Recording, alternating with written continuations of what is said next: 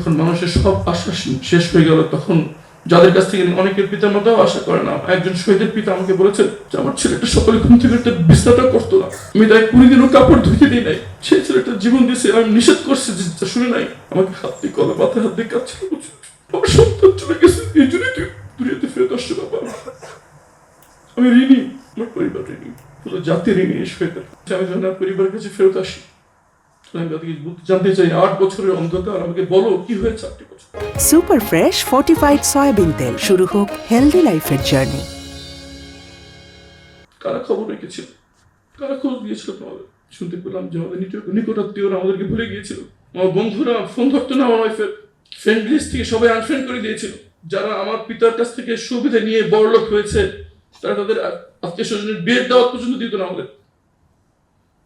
সেই বিপদ সময় কিছু লোক আমাদেরকে মনে রেখেছিল, কিছু লোক আমাদের সাথে যোগাযোগ রেখেছিল। আমার ওয়াইফ আমাকে বলছে কিছু বাচ্চা ছেলে প্রায় আসতো, কাগজে লিখে নিয়ে যেত কি হয়েছে তোমার সাথে, বারবার জানতে চাইতো আপনার কোন খবর আছে কিনা জানান, কি আপনাদেরকে হয়রানি করছে কিনা জানান।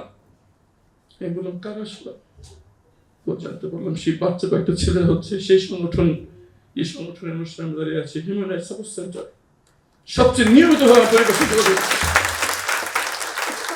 কোনো সম্পর্ক নেই তাদের সাথে, না আত্মীয়তা, না কোনো পরিচয়, শুধু একটি সেতু বন্ধন, সেটা হচ্ছে আমি একজন ভিকটিম, তারা হচ্ছে মানবাধিকারের কর্মী।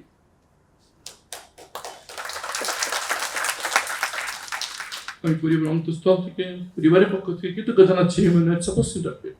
নিয়মিত যোগাযোগ রেখেছেন, আমার পরিবারকে তাদের কাছে যোগাযোগ করতে হয়নি, তারা এসে আমার পরিবারের সাথে যোগাযোগ করেছে।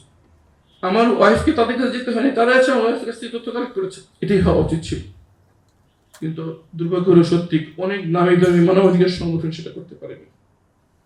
দ্বিতীয় কৃতজ্ঞতা স্বীকার এখানে উপবিষ্ট আজকে মানবাধিকারের অন্যতম, আমি বেশি হয়ে গেলে প্রবাদ পুরুষ বলতে হবে, আমাদের প্রিয় ভাই নূর খান লিটন, যে নিয়মিত আমার পরিবেশের যোগাযোগ রেখেছেন, খবর নিয়েছেন।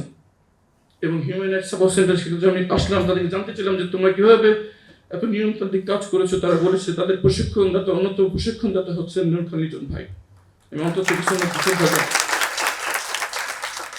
সর্বশেষ স্বীকৃতি জানাতে হবে, আমার গুম হওয়ার পর অনেকে অনেক কিছু জানতো, কে গুম করেছে, কেন গুম করেছে, কিন্তু প্রকাশ্যে প্রথম একটি রিপোর্টের মাধ্যমে সারা বিশ্ববাসী জানতে পারে যে কার নির্দেশে আমার গুম হয়েছিল।